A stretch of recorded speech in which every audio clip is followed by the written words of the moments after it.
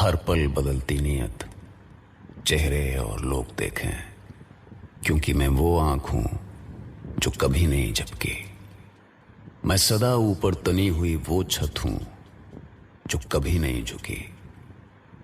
मैं आकाश हूं और आज मैं आपको एक कहानी सुनाने आया हूं।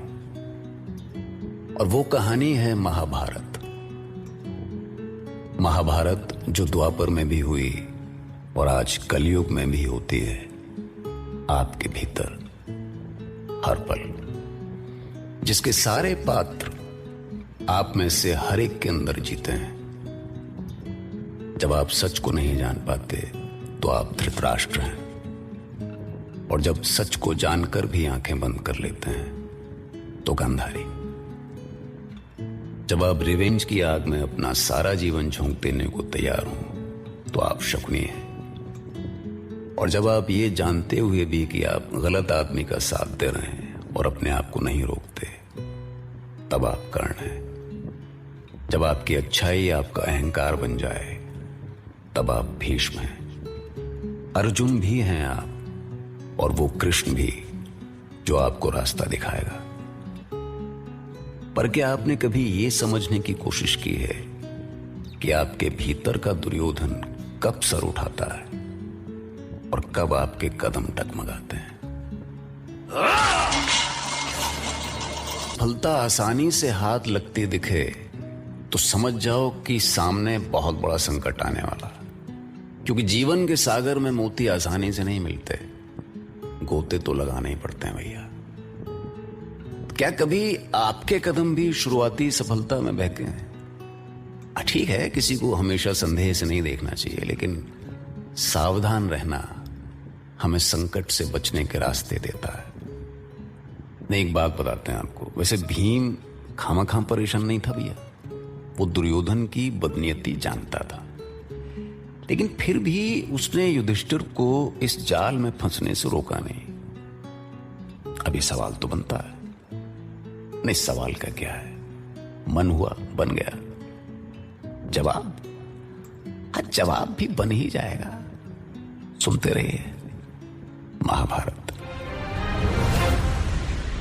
लेने के बाद 18 दिनों का खूनी संग्राम थम गया। इस तरह पांडवों की जीत तो हुई, लेकिन उन्हें जीत की खुशी नहीं मिली।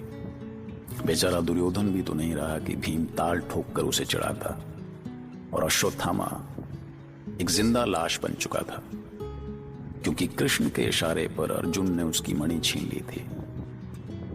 और आखिर में इस सब के बाद कृष्ण कटघरे में खड़े थे।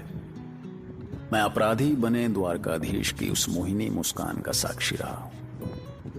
मैं आकाश हूं, वो आकाश जिसने अपने भीतर महाभारत के सारे सवालों के जवाब छिपा रखे हैं। मैंने आंखों पर पट्टी बांधे उस गांधारी को देखा है जो कृष्ण से एक के बाद एक सवाल करती जा रही थी। रणभूमि में मारे गए 100 बेटों की मां कृष्ण पर आरोप लगा रही थी, और कृष्ण चुपचाप खड़े बस मुस्कुरा रहे थे। पर प्राण त्यागने से पहले उनके होंठों पर एक हल्की सी हंसी की लकीर उभरी थी, जो कह गई थी कि जब जब इस धरती पर अधर्म होगा, कृष्ण प्रकट होंगे अपना 5 जन्य और सुदर्शन लेकर। तो भैया, इसके कुछ वर्षों तक पांडवों ने राज किया। फिर वो अभिमन्यु के बेटे परीक्षित को राजपाट सौंपकर वन चले गए। पर लाख टके का एक सवाल यह है कि मैंने आपको ये महाभारत की कथा सुनाई क्यों?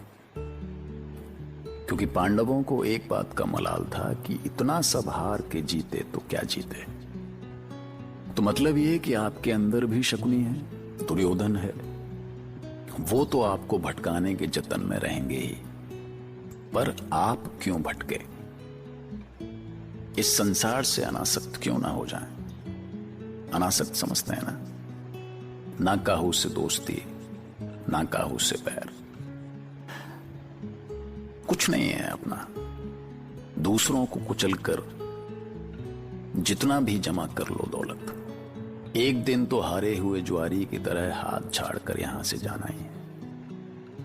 बस जिस दिन तुम ये सच जान गए कि यहां कुछ भी तुम्हारा नहीं, सब साधन है, साध्य कुछ भी नहीं, बस उस दिन न तुम्हारे भीतर दुर्योधन जन्मेगा, न शकुनी और न भीष्म। और सबसे बड़ी बात यह कि जब आप महाभारत की कथा जान ही चुके हैं तो क्यों बार बार कृष्ण को धरती पर आना पड़े? तो खुद ही बन जाइए केशव अपने। कठिन है पर बहुत मुश्किल नहीं।